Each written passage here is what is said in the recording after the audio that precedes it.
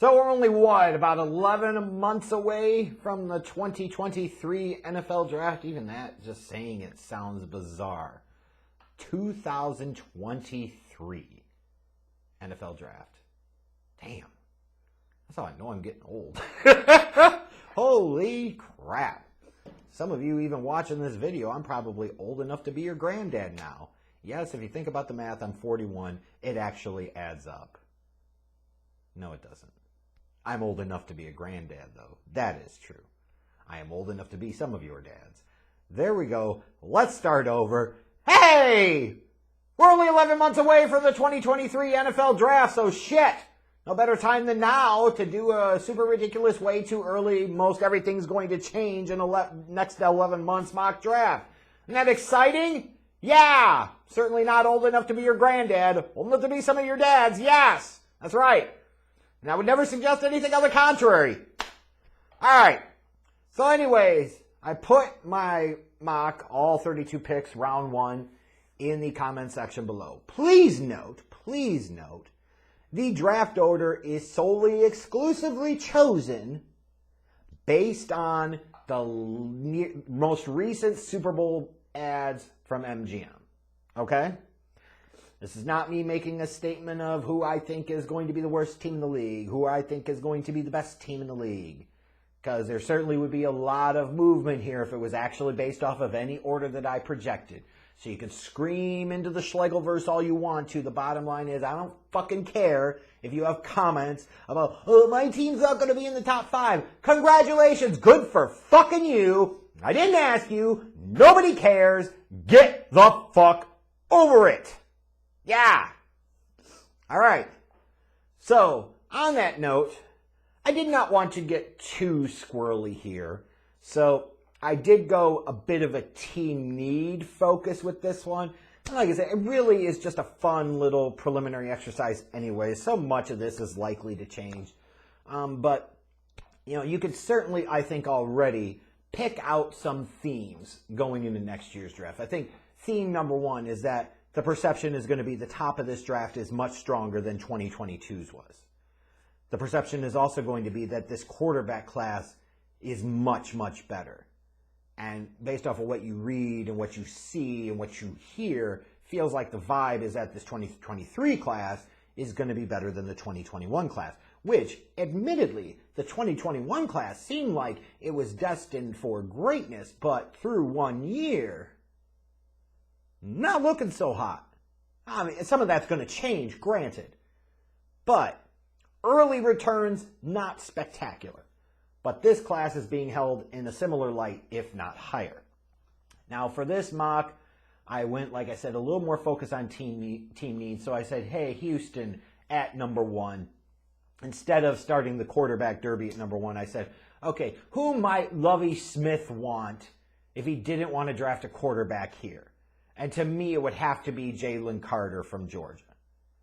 When you look at all the defensive linemen from Georgia that went in the draft this past year, lots of people believe that Jalen Carter was the best of all of them. And when you look at Lovie, you have to envision that he would be tantalized with the thought of this guy being what Tommy Harris was supposed to be for him in Chicago.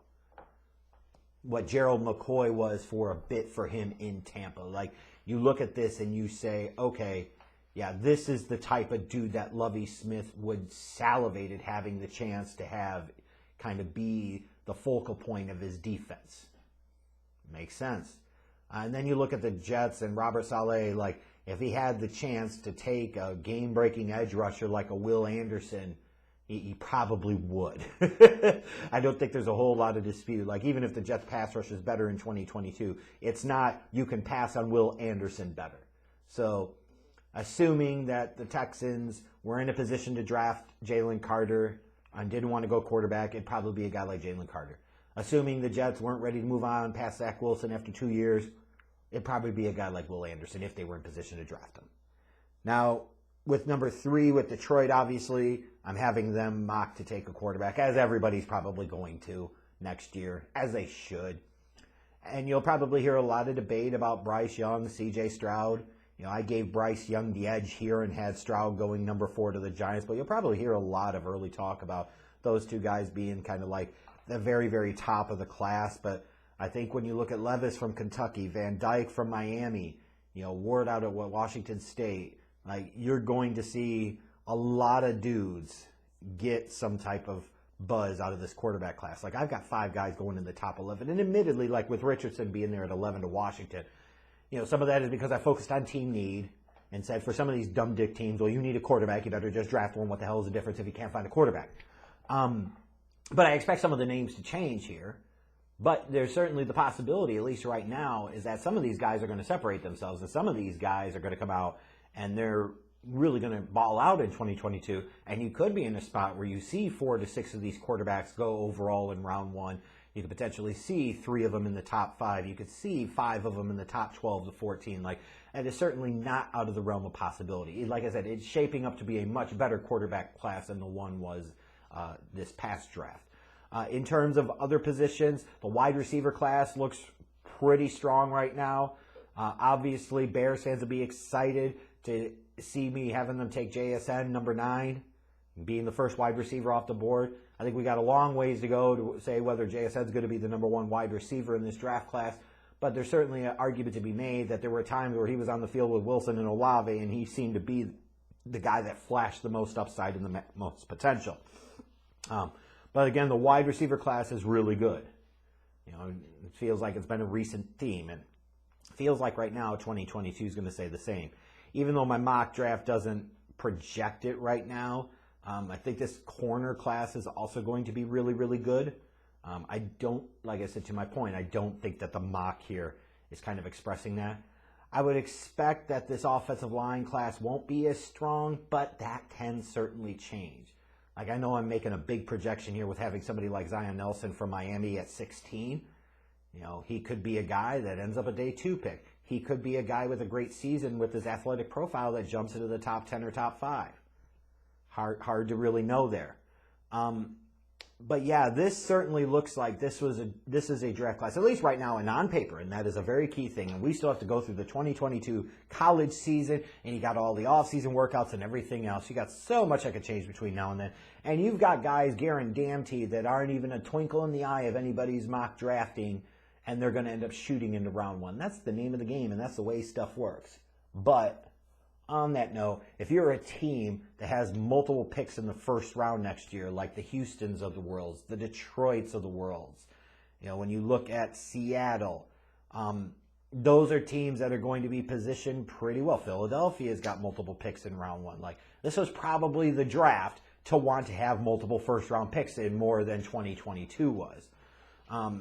And it looks like it's going to be a solid edge rusher class, too, and you got a couple of guys probably near the top. And right now, at least, it feels like Will Anderson's the top of the heap. But like I said, just because guys get name recognition or they seem to be initially the top prospect, a lot can change. Like, I remember for a year we had to hear about how Jadeveon Clowney was this generational talent, and he ends up going number 1 overall. And only a blind man couldn't see that he was not the best defensive player in that draft. And he wasn't even the second best defensive player in that draft. Like, you have to be careful sometimes. That media hype can manifest something into reality that just isn't reality. So a lot of time between now and next year's draft. A lot of evaluating of a lot of players here. I'm hoping I'll have some time in June or July to at least watch some of these quarterbacks and start getting a feel for some of them. And maybe that'll give me an early sense of, is this quarterback class really, really good, or is it really, really overrated? We'll find out in due time.